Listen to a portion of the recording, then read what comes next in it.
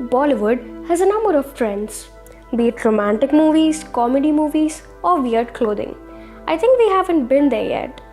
There's another trend that has caught up in the past couple of years, patriotic movies. Blame it on the political atmosphere in the country or not being a part of any major war for a long time.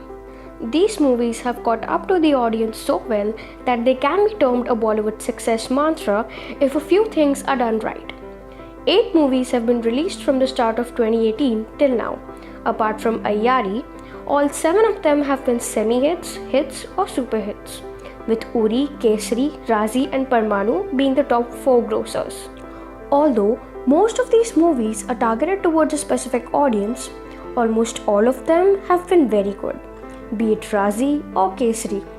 They haven't failed to live up to the expectations when you buy a ticket to watch them. These films also get a boost from the trash which people have been realizing is not worth wasting their hard-earned money. Do you think patriotic movies have success written all over them?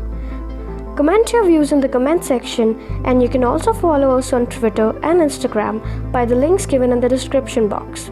And don't forget to subscribe to Scandinavia for more. See you until next time.